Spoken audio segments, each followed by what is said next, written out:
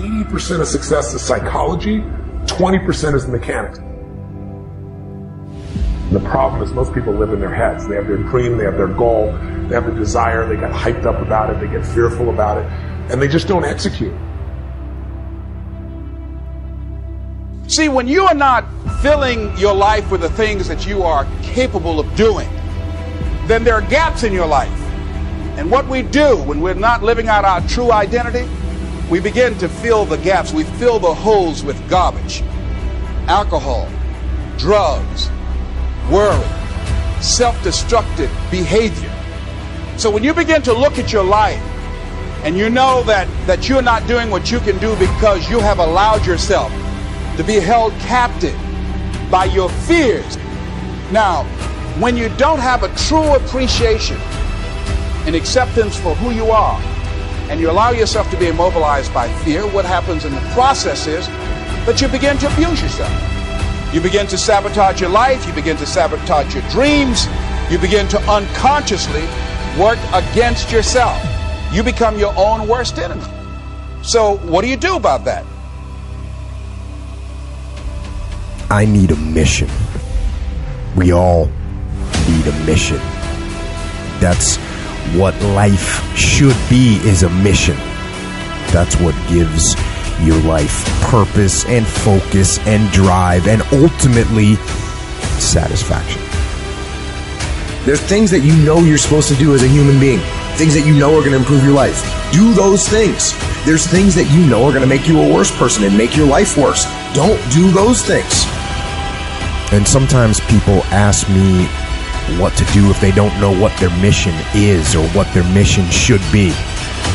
And I tell them, if they're in that situation, to go help someone. Go help someone else. Make that your mission. Because that will make you better, and it'll make the world better. And eventually from that, you'll see what your mission is.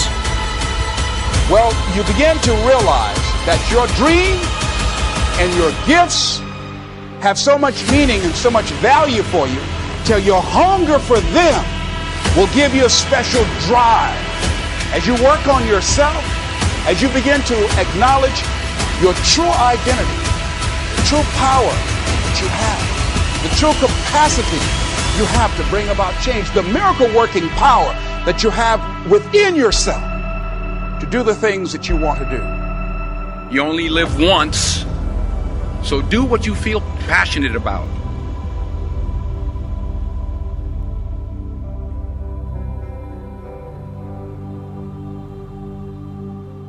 So I'll start with this. Your life is a physical manifestation of the conversation going on in your head. I'm going to start with that. Can we just speak for like 24 hours on this? I love this. Right. Your life is a physical manifestation of the conversation going on in your head. So if you said nothing but thought everything, your life is going to show up to make your thoughts true. So you have one job. You have one job in your life for you, to make what you think about life true so that you're not wrong. You don't want to walk around wrong.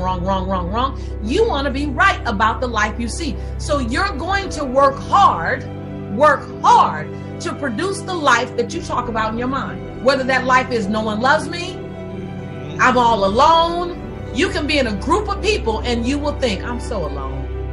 And you will feel alone, and things will show up to co-sign your loneliness just because you're looking for that. And so if you start with, I'm going to say the mind, like the mind is that thing. The mind is the core engine. It starts all things. It shuts all things down. When I start thinking something different, I'm like, hold on, stop. I want to think something. I shut down that behavior. I shut down that outcome. When I birth something, I birth it in my mind. I focus on my mind. I see myself there in my mind. Before I got on with you, I was doing guided visualizations. I'm recording them. So people, and I mean, they're juicy. And I'm saying, see yourself here. Because if you can see it, and then the key is evoke the emotion as if you were there. Yep. Right? And that's why people who are sad all the time are sad, because they're thinking of things that make them sad. And then the emotion follows the thought.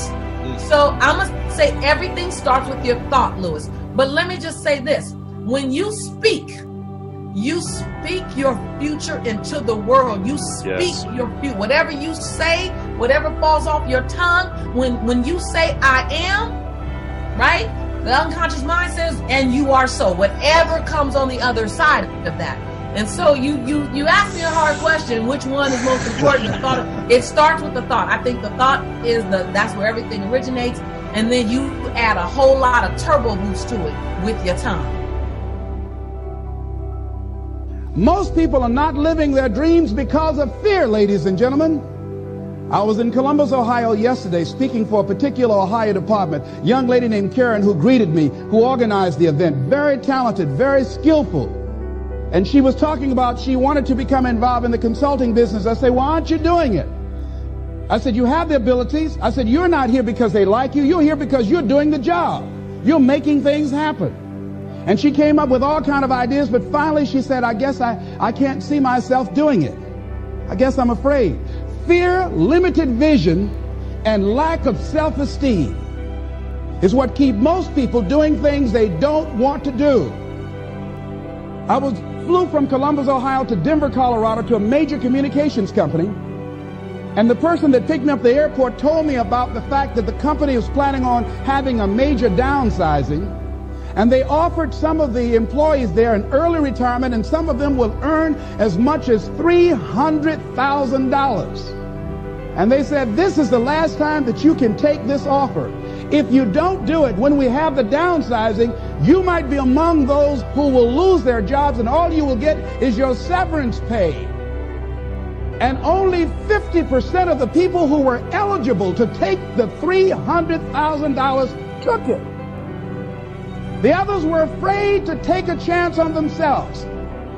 The others couldn't see themselves beyond that company. They couldn't see life after that company. The same reason that people stay in relationships where they're abused or they're unhappy or it's unfulfilling. They can't see themselves beyond that relationship. They can't see themselves enjoying life without that person. They think that this is all that they can do. The same reason that people get stuck at a certain level in life. They can't see things being better for them. And they think that this is it and this is all they deserve. This is all they've ever seen. It's been passed on to them. And they think that this is it for them. Oh no. Everybody experiences extreme stress at some point in their life. I don't care who we are. Something happens outside our control and it hits our life and it knocks us on our tail. It might be a health stress. It could be something with your family. It could be economic, career. It could be something emotional that happened, biochemical. There's so many things. It could be an environmental situation that had nothing to do with you. Every one of us in our lifetime are experiencing extreme stress these days because of the economy and the way we respond to it. The majority of people are experiencing some form of extreme stress, at least according to polls. Stress doesn't come from the facts. Stress comes from the meaning that we give to things. Yes, those things have happened, but the real question is, if we fight what's happened, we've got a problem. We've got to decide, what are we going to do with what's happened in our life? How are we going to take this? How are we going to mold this? How are we going to turn our life around? Because when you come up with a new meaning, you get a new life. And we're going to take a look at something from a different perspective. We're going to ask you this question. What is the single force that controls the quality of your life? If there was one gift our Creator has given us, or the universe, whatever you believe, what is it? What is the one power that you have right now in this moment that can change everything? You have it, I have it, we all have it. This one singular individual power that can change anything in our life, regardless of what's happened to us. And I know you know the answer. The answer is the power of choice. The one thing we have in this world is we can't control the events, but we can choose what to focus on, we can choose what things mean, and we can choose what to do. Those three choices, those three decisions really control our life. It's not so much the conditions of our life that control our destiny as much as the decisions of our life. Try for a second to think about something. Think about your life. And just think about, are there a few decisions? If I were to ask you 2 decisions you've made in your life, you know, that if you would have made a different decision, you would have a totally different life. I mean, it may be a life may have been better or may have been worse, I don't know, but you would have a different life. I'm not asking you to buy into the fact that you should have known the answers. I just want you to see the power of a decision.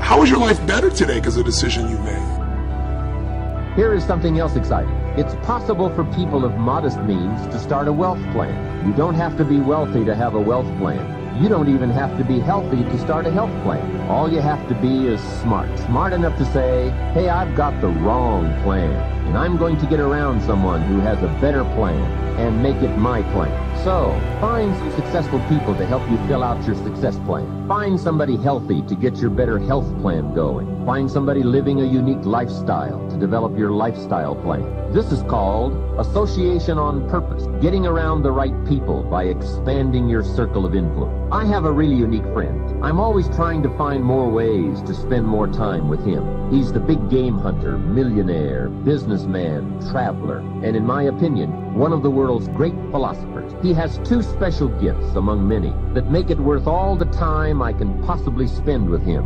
And those gifts are, one, the ability to absorb, the ability to soak up a day and all of its events. His memory is uncanny. I swear he remembers in detail almost every day of his life and every book he's read. I think it is more exciting for him to go to Spain and come back and tell you about it than it is to go yourself. And the reason is, when he's there, he doesn't miss anything. He picks up the sounds and the colors, the experiences and the happenings. He absorbs like a sponge the sight, the people, the whole scene. Then he has this second unique gift, the gift of expression. He can put all he saw and touched and felt into word, exciting word. When he talks, you can feel the water lapping on your feet. You can see the color. You can smell the aroma of the flowers and the food. What great gifts to absorb and to express. If I spend a day with him, I get my time's worth. He can put a year into a day's conversation. It leaves you spellbound. He can read a book and with flawless detail give you a capsule version.